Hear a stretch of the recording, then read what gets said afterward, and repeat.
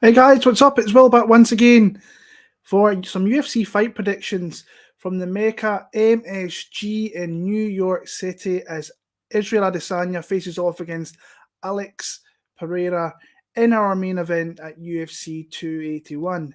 I just want to say it's been a while since I've made any predictions. There is a reason to that. I've been dealing with some health issues which were actually pretty serious where I had to get treatment in hospital and I'm still getting continuing treatment. And it was really a life thing that I had to really get through and get myself better from. And I've been fairly quiet about it. I've not told many people, but I had to get some treatment. Like I said, I'm not going to go into it too much, but I'm not fully all the way there yet, but I am coming out the other side, hopefully moving into 2023. So I've had people message me, and I've just had personal stuff, health troubles that I really had to get through if I wanted to be here for my family kind of going forward in the future, as that is the most important thing. But I did miss making predictions. I haven't been watching the cards as frequently as I once was. I was in Paris for the card there, which was great. I had a great time, but yeah, it's been a bit of a tough slog the last 3-4 months. Honestly, it's been tough, but like I say, hopefully moving into the new year, getting Christmas here and make sure the kids will get everything they need. I'm hopefully going to be doing these on a more frequent basis than what I have been for the pretty much this year. That there's been a lot of circumstances kind of um, behind me not being on here as much. And like I say, it's kind of taken away from me making predictions, which is something I've loved doing for nearly 10 years as well. So I am here. I've not like absolutely went through all this card, watching every fight like I used to. I just not got the time for that with everything that's going on. But I am going to give you my predictions. And if you like my predictions, let me know about it. If you don't, then let me know about it. It's what we're all here for. And I'm just happy to be back on here and putting some content out. There's so many good creators and MMA guys now. I'm just glad that I can get my predictions out there because a lot of people have got in touch. And I've tried to get back to many of you as possible, like I say, but life has been very tough. And hopefully I'm coming out the other side. So quickly going to go through some of these fights. I have got bets. I am going to have a load of bets. Actually, the one thing that's kind of helped me is I did a lot of betting this year and did really well. But I've kind of changed things. So I can't watch as many fights as I used to. So there is, and especially with some of these cards, it's really hard to really get into the cards there. It's so up and down. But I'm going to get into these fights here, guys, and tell you where I am leaning and where I'm going to go through. I'm not going to be as thorough as I kind of once was, but I'm just going to go through some of these fights here. So first fight on the card in the 205 divisions, we've got Carlos Ulberg against Nikolai Nurmagomedov. I bet Carlos Ulberg at -125. I don't know what the line is at now, but I think he is going to smash this guy. Nikolai, I think he's did well to accumulate his 4 or 5 wins he has in the UFC. I really only rate the win over Kennedy as anything really substantial. But the guy's tough, he's durable, and he will go hard for 15 minutes. I just think he's outgunned here. I really do. I think Carlos Ulberg is got so much. What I've liked about him recently is the fact that he's kind of changed his style a bit. You've seen that Kennedy fight when he came to the UFC, very young, 3-0. I think he was a 3-1. Came out there, just blew his load, and then got caught with a shot. And then subsequent fights since, he's kind of sat back and really just shown that he can pop you at distance, use his striking. He's usually a lot longer than these guys, and he has got a lot of skill on the feet. And I think Nikolai, I just don't think he's got the weapons to kind of really deal with him in the feet. And I think he's going to come in, get too aggressive, and get caught with a shot. So, like I say, all the respect to Nikolai for these run he's had in the UFC. I think this could be Carlos Ulberg's big coming out party here in New York. So I've got him via knockout in the first couple of rounds there. Julio Arce against Montel Jackson.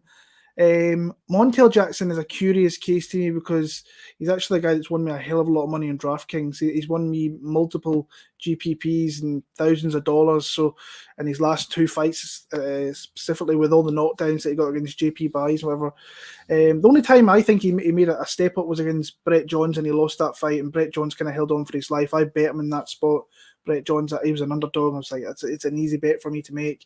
But his last 2 wins, GP Bays and Jesse Strader, they're not wins to kind of ride home about, and we've not seen him in over a year. And I have heard a lot of stories of kind of what he does outside of the cage, and it's not the greatest thing in the world, what he's doing. But the guy's talented, big, strong, athletic, got some length, got some good pop in his hands. To me, I think the better fighter overall is Julio Arce. I think it's a more rounded fighter. I definitely think he's the better fighter. But for me in this fight, I think it's kind of dog or pass, honestly. I don't want to bet Jackson at those kind of odds that he's at.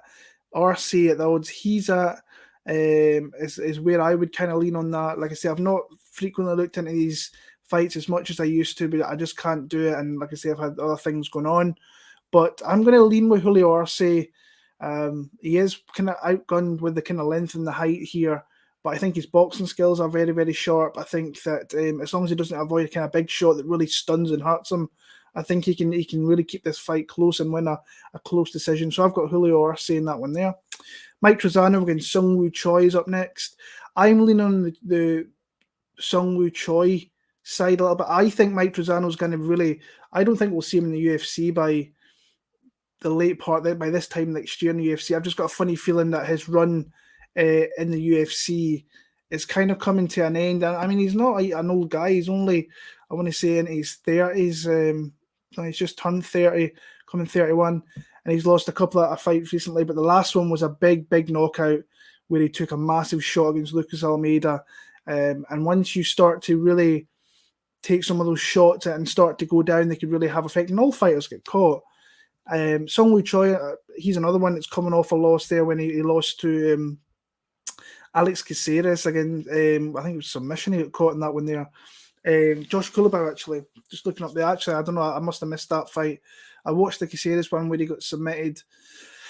I like him in this one. I think that he's going to be the aggressor. I feel that Trizano's going to... I think he's going to run out of ideas a little bit. I think if he was to grapple, potentially he might have a chance at maybe winning this fight. But like I say, this is the fight I've not really looked into a hell of a lot. I'm going to lean on the Sung Woo Choi side, but like I say, I won't be betting anything in that fight at all. I should say that I think I did say I bet Olberg in the first fight. So, yeah, Karolina Kowalkiewicz against Silvana Gomez Juarez. I think a lot of people are writing off Carolina here, personally. I know she walked away from the sport. I know she was kind of looking at things outside the sport to kind of go into her future and so on, but she did make a really good comeback last time out against Felice Herrig, but I think it's fair to say that Felice Herrig was completely done at that point, and you could kind of see halfway through the first round that she really wasn't for sticking around in that fight or even staying around in the fight game. The one thing that Silvana does have is she can crack, and if she catches the chin of Carolina, she can absolutely knock her out. She has, when she's faced big power punchers, and really when you think of big power punchers, it's Jessica Andrade. When that happened, she got knocked out silly. I'm going to pick Carolina in this one here. I think if she avoids the shot, I think she can mix it up a little bit. I think her striking is very... She might have a lot more output than what Silvana is. Just don't get hit clean. I think she wins. So I'm going to go with Carolina to win that one there and continue her comeback. Matt Frevola against Ottman Zaitar. This is a line that's completely flipped. I bet Ottman at plus 120. You could even got him higher. I think he was like plus 140. I seen him at one point. So I bet him at plus 120, and I think I seen him at minus 125. So that line is completely flipped to where Ottman is now the favourite. And I'm seeing people jumping on the Frevola side. I couldn't bet Frevola at all. I just think he's so... I don't want to say undisciplined. I think he's got strengths there that if he was to stick to, he would win the fight. I think he can grapple. I think if he was to use the aggression on the feet and then move into his grappling, I think that he would have easier fights. But I've watched interviews where he says he can't help himself. He sees red and goes forward and wants to throw punches. He can't do that with Ottman Azaitar. Now, he's got power himself with Vola, but I think Azaitar really plants his feet, throws heavy. But the only kind of real thing that I didn't really like from Azaitar, I think he can gas himself out a little bit. And I think that obviously him not fighting as frequent as you would like is another kind of red flag here. But plus money, I really like that bet. I put some money on at plus 120. Can I see Favola win it? Absolutely. I just think that if I knew he was going to stick to a game plan, I wouldn't bet this fight. Things that I've seen, I think he just wants to come out here and throw, and I think this is the wrong guy to do that against. So I've got a Zaitar via knockout. Andre Petroski against Wellington Turman. I like Turman here for the simple reason that I think Petroski's maybe got 5 to 7 minutes in him solidly. I'm not saying that Turman is an elite guy in that division whatsoever. I still think he's fairly green in the division. He's been around the UFC a little bit. I like the fact that he's aligned himself with Glover Teixeira, Alex Pereira. He's put himself in with good guys that I think that if he sticks around with Glover, he's going to learn so much. He's going to mature into being a really tough fighter. And he has got a good ground game himself, and that's what Petroski really likes to do. Use that heavy wrestling, get it down there, and he's got decent submission skills himself. I just hate his gas tank at all here. And him in the minus 200s, I don't like that one bit. I think if we can get through 5 minutes here, I think Turman has a really good chance to come out here, win this fight, get a stoppage in the late second into the third round. I think at plus 175 he's at. I might take a shot in Turman betting the betting line there, but my pick is definitely going to be Wellington Turman. Molly McCann against Erin Blanchfield. Love Molly McCann. If you meet Molly McCann, there's no way that you can't love that woman at all. She's just one of the nicest people you would ever meet. But to me, I think this is a terrible fight for her. I think the fight that they should have made was the Miranda Maverick one. I think that she would have beat Miranda Maverick personally myself. Erin Blanchfield, I think, is just going to, I don't want to say have her way with her, but when you watch back the Procopio fight, which wasn't that long ago, Molly was getting taken down like 5 to 7 times in that fight. You do that against Erin Blanchfield, I think that she's going to be putting her back and she's going to have long spells down there. McCann, obviously, she's still fairly, I don't want to say fairly young, she's probably 5-7 years into the sport here, but you've seen when she came into the UFC, her grappling was kind of non-existent, got submitted very early on there. I remember cashed a plus 230 ticket, I think, on Gillian Robertson, which was a great bet. And from what I've heard from people that are around her more often, that she's made big strides. I still don't think it's enough against Blanchfield. She showed she's still fairly young in the sport when she faced JJ Aldridge, get hit a little bit, but eventually she looks for the finish and she usually finds it. I think that Molly at times will get back to her feet, but I just think the more that Blanchfield can get her down, I think she's going to find a submission. So I've got Blanchfield inside the distance here by sub. Dominic Reyes against Ryan Spann. I'm not sure that Dominic Reyes is for sticking around this sport all too long. He's had some injuries. I think that John Jones loss is absolutely ghosted him for all his career. He's really struggled to get back after that very close fight. I think John Jones won the fight personally, and I thought he won it. It was competitive, but I think John Jones just didn't really take him that serious, and it was a lot closer than probably it should have been. And people were crying robbery, and then he got knocked out against Jan Blachowicz. Got knocked out by Yuri. Two big punchers, I will say that. Two guys who've had belts around their waists, and we've not seen him in 18 months either. And he's against Ryan Spann here, who I think is a good logical matchup for him to kind of take. Honestly, I think that he won his last fight against Ian Cutelaba, got a beautiful submission in the first round. He's a very athletic dude, big power, got submission skills. He's a finisher for the most part. Or he's a guy that can get finished himself. To me, I would like to pick the Spann side, but I have a feeling that Reyes is just going to do enough in this one, and eventually he's going to find a way to stop this fight. So not a fight I've looked into a hell of a lot, but I'm going to take Dominic Reyes for the win there. Brad Riddell against Renato Moicano. I've got Riddell in this one here. I was looking at a bet when he was plus money. I think it was plus 110. I seen him at, and I looked into it and I was like, And then I thought there's better spots in this card that I prefer a lot more, and I've got a couple of dog plays that I'm probably going to be making, and this is one of the ones that I'll probably stick away from. Moicano, I think he's a very, very talented fighter, very, very good. For me, I just think that Riddell's actually tougher. I think there's a really good stylistic matchup, a really good striker, can grapple also. I wouldn't like him to kind of be in grappling exchanges with Moicano because I do think he's the better submission artist. But on the feet, if this stays on the feet, kind of like how I think it's going to be, I think Riddell is the better, more well-rounded striker. And I think that he can maybe tie up Moicano a little bit, hurt him in the clinch a little bit, and just win a very, I don't want to say a close decision, but one that I think he is dominant, where his 2 rounds are probably dominant, and he wins a 29-28, if not a 30-27. So Riddell is my pick there. Moving on to the main card, we've got Dan Hooker against Claudio Puelles. This line, I've got no clue what the fuck's going on here, because I don't know how Dan Hooker is minus 140 against Claudio Puelles. And like I said, I've kind of stayed away from watching people's stuff a little bit, and I know that Dan Hooker's lost fights. He's lost fights to champions. He's lost fights to contenders. He's lost fights to ranked opponents who are on the up. He may be on the down a little bit. Dustin Poirier can throw in there as well. Went in there. Arnold Allen decided he wanted to throw bones that fight, and he got caught. Islam Makhachev is the champion at 155. Like I say, Arnie's probably going to be fighting for a title shot and getting a shot at Volkanovski soon. Puelles, to me, is a guy that I would never, if you gave me money, that if you were to take a bet with me saying he'd be a ranked fighter, I would say never. I would never say he's even top 25 guy in the division. I just don't see where, outside of catching a big submission here, how he wins this fight. I mean, his wins, Felipe Silva, Mariano, Levitt, not impressive whatsoever. Grutzmacher, not really impressive whatsoever.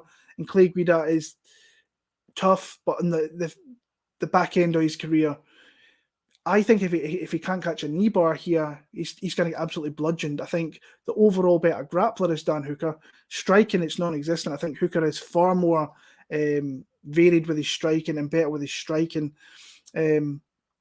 And if you look at some old fights of Hooker, he's faced guys who will attack legs, ankles, knees, Entwistle. I think Iaquinta was another one that I've seen. So there is spots there where he's shown you that he can maybe stop these submissions. Now, he has decreased, but he's doing it against the best guys in the world. If you can get minus 140 in the UK, I'm getting close to that number. I'm going to lay a big number, a big lot of money on Dan Hooker this weekend. I think this is my favourite play of the entire card. And I think that he's going to 30-27 Puelles, if not get him out of there maybe late in this fight when Puelles realises I can't do anything here, and he could start to turtle up and look for a way out. So Dan Hooker for me is my favourite play of the entire week. Frankie Edgar against Chris Gutierrez. Frankie, this looks like he's going to be the end game to his career. What a career it's been. For the amount of time I've been watching this guy fight live, I've seen him in Abu Dhabi live when he won the belt. Just an absolute legend. You can't really say much more than that. It's an absolute legend.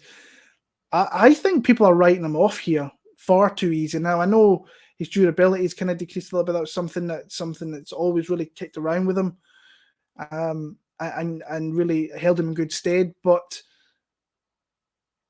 Gutierrez, I mean, he has things here that can absolutely wreck the world of Frankie Edgar if so. He's got, obviously, the leg kicks. He's got the step-in knee, which him and Jonathan Martinez, training partners, they come out of that gym in Colorado with beautiful step-in knees, beautiful low kicks. They can absolutely change the fight. But there is fights you have seen Chris Gutierrez been taken down. If you watch the Durden fight, he's a flyweight. He took him down and controlled him. If Frankie Edgar can get in those spots and keep him down, which I think he can, I think he can win this fight. Just avoid the damage accumulation. Don't get hit with something early, and I think that he can wrestle here. I really genuinely think that he's got a great chance to win this fight. But I also can see that if he gets hit with some damaging strikes early, this could be a very long night. You watch the Chito Vera fight, I thought he was very competitive in that fight before getting caught with that hammer blow. I think it was in the third round there. This is the heart overhead pick here. I'm going with Frankie Edgar. Hopefully he goes out in a big win in MSG. This would be amazing. I'm picking him for the win here via decision. Dustin Poirier against Michael Chandler, my fight that I am looking forward to the most in this card, and I think most people will say that as well. Great fight. I am on Dustin Poirier. I actually love Michael Chandler. I think he's been a great addition to the UFC and gave us some great fights, some great moments since he came over. And I'm happy that he did come over and he got his opportunity, because he has been nothing short of entertaining, from his finish of Tony Ferguson, his finish of Dan Hooker, his fight with Justin Gaethje. He's gave us non-stop great moments in the UFC. A pure pay-per-view draw, in my opinion. I would buy a pay-per-view if I knew that Michael Chandler was on that main card. And then you've got Dustin Poirier, who is just one of the most legit guys that is in the sport, faced everybody, beat the majority of great guys, won his interim belt, fought the best there is at lightweight in Khabib Nurmagomedov, got 2 wins against the biggest guy, biggest name that probably the division's ever had, in Conor McGregor, back-to-back. And he's gave us everything. Now, I do think he's going to start to drop off. I don't think we're going to see a hell of a lot of him going forward, and that's fair enough. His businesses seem to be taking off, doing really well. More power to him. I think the UFC have signed his hot sauce. It's the official hot sauce of the UFC. So that's great news. I just think that he's got a little bit too much for Michael Chandler here, but you can never write off Michael Chandler for the simple reason he's explosive, and you saw that in the Ferguson fight, but you also seen he was losing that fight to Tony. I know it was only a round, but he's explosive at all parts of the fight. Now, if he doesn't catch Dustin in inside 2 rounds here, I don't think in the 3rd round he'll be live to catch that explosive shot, and I think he can be broken down a little bit. We have seen he's had some injuries in fights in the past. He's been injured in fights as well. And I think that Dustin Poirier has a skill set that can bludgeon someone like Michael Chandler, but he can also get back at DP. I think DP's got great durability. He's got great boxing, great angles, great shot selection, great low kicks, which is something I think he could use to his advantage here. And I don't think Chandler will come out and wrestle.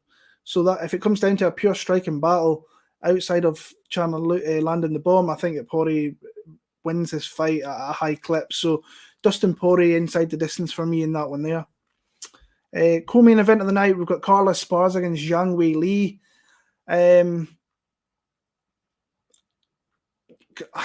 Respect for Carla for what she did, becoming the inaugural champion 8 years ago, fighting her way all the way back up to getting a title shot, and then winning it in one of probably the worst fights you'll ever see. But respect to her, and she's put her name up there as one of the best strawweights alongside Joanna, in my opinion. But then you've got Zhang Weili, who's beat her twice, won the belt, and could win the belt for a second time. So it's fairly obvious what Carla has to do here if she wants to win this fight, because if she has a stand-up affair with Zhang Weili, she's going to get bludgeoned. But Carla, if she can get this fight to the ground and have top time there and can control position and move to advantageous positions, I think she's very live in this spot. This is the kind of real true wrestler, first true wrestler that Zhang's fought.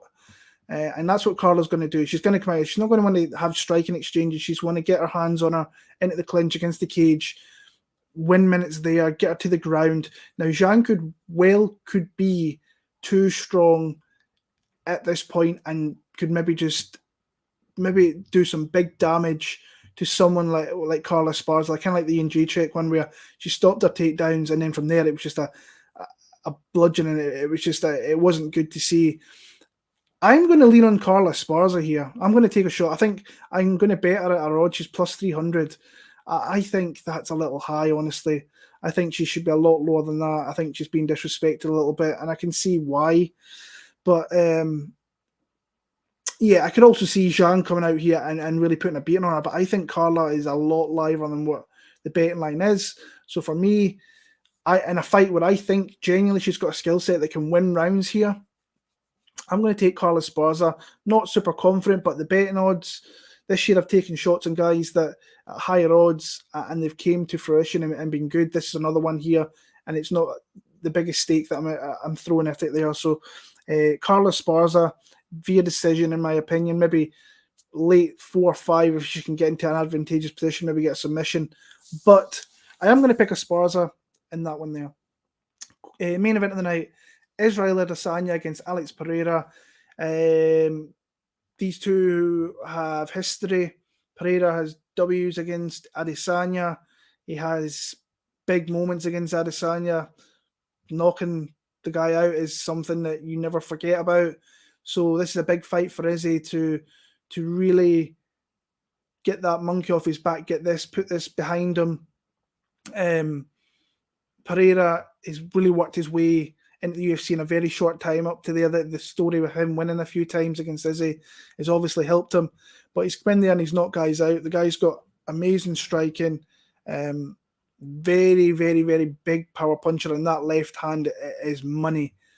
But for me, I think this is going to be a great fight for Adesanya. When I look at it, I think that Izzy's had some not great fights where he can sit back and he can pop you at distance. I think that Pereira's going to be a lot more aggressive with that. So, but if you watch that second fight against Pereira, he was winning that fight before he got caught and he got knocked out. It was fairly simple if you back and watch it.